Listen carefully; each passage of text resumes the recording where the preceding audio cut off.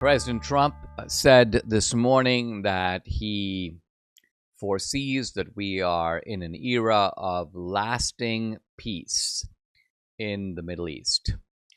I'm going to come back to that in a moment.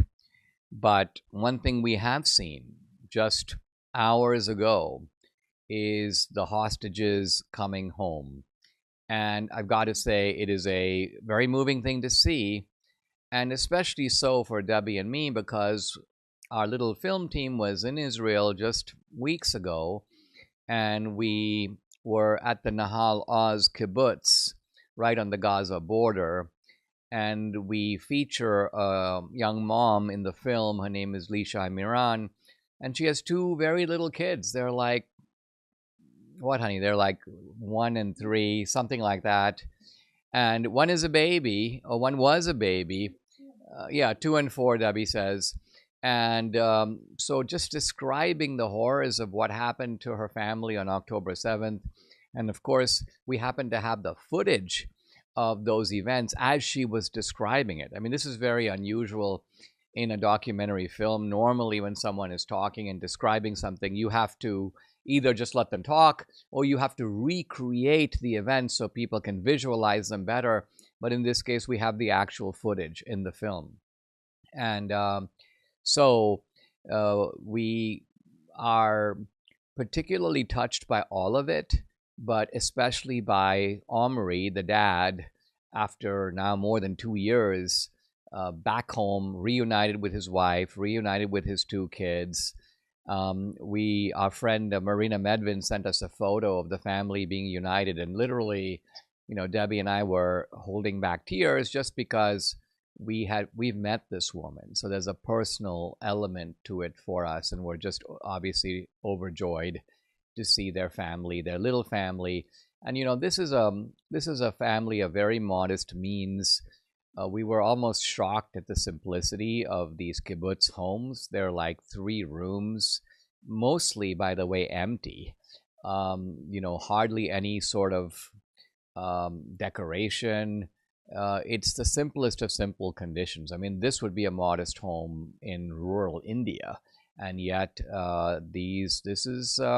I'm sure for this family, that's all unimportant, because having Omri back is really everything. And this is a huge accomplishment for Trump to have pulled this off. Remember, the attacks didn't occur under Trump; they occurred under Biden, 2023, October 7th. And who would have thought that Trump could figure this out, make it happen? You're dealing with some of the most elusive and despicable, and in some cases two-faced characters on planet Earth. So to just bring about this exchange, and the exchange is in some ways distasteful, because Israel is releasing terrorists, 2,000 really bad guys, in exchange for a handful of living hostages and perhaps some dead bodies. And yet, Israel values life, and so they're willing to do it. And Trump deserves enormous credit for pulling it off. Right before this, the Nobel Peace Committee announced the Nobel Prize to Maria Corina Machado, by the way, friend of Debbie, and Debbie and I have helped her in her activism, upholding principles of self-government, freedom of speech. This is a woman harassed and tormented in her own country. And by the way, many Venezuelans in her position would have fled. They would have gone to Spain. They would have gone to Miami. They would have chosen the easy life of the expat. But this woman is like, no, I'm a Venezuelan. I'm going to fight for Venezuela. So we're actually very happy that she got the Nobel Peace Prize. Now, does Trump deserve it? Yes, he does. In fact, Maria Corina herself calls Trump and says, you deserve it. I'm dedicating the prize to you. But Trump, quite honestly, doesn't need it. He's above it. The Nobel Peace Prize, I mean, as you know, there have been some very dubious characters, including, I think, Yasser Arafat got it one year, and Obama got it for achieving nothing, basically for being black. Well, we want to recognize your achievement of being black. This guy who actually has caused more trouble in the world and undermined peace, promoting the Muslim Brotherhood in Egypt, for example. So the Nobel Peace Prize, I mean, it's a joke. But nevertheless, Trump is such an interesting character. He likes external recognition. He's a little bit like Achilles in the Iliad, where Achilles will never say, well, listen, I'm the greatest warrior of the Greeks. I know it. Everybody knows it. I don't need an award to prove it. I don't need Briseis. You can do whatever you want. King Agamemnon, go ahead and take Briseis from me. Big deal. Does that change the fact that I'm the greatest warrior of the Greeks? No.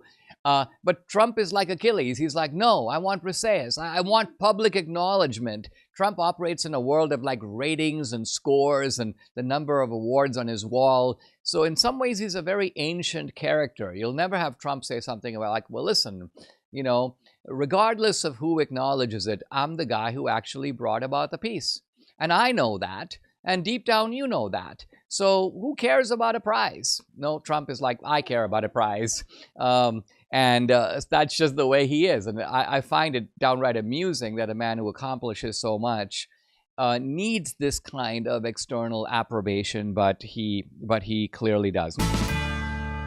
When I first came to America around 1980, I had $500 in my pocket. Now, imagine if I'd been frugal, not spent a penny of that money. What would it be worth today? What could it actually buy now compared to what it could buy in 1980? Answer: less than $130. Now, why is that? Because the U.S. government, through the Fed, is constantly printing money. Now, when the government prints money, there's more money chasing the same amount of goods and services, so money goes down in value. Money buys less.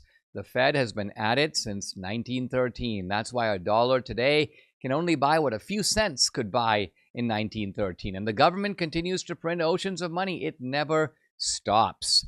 An ounce of gold reached a high of $850 in 1980. It's worth around $3,900 an ounce today. So historically, over time, gold has gone up and up in value, and dollars have gone down and down. And what about in the last 12 months? Well, gold is up over 40%.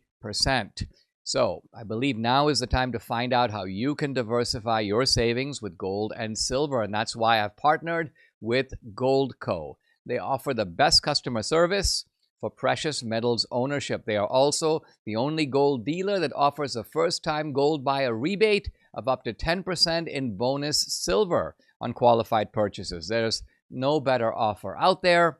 To learn more about how to safeguard your savings from the dollar's decline, check it out. Visit Dinesh Gold, one word, dineshgold.com. That's dineshgold.com.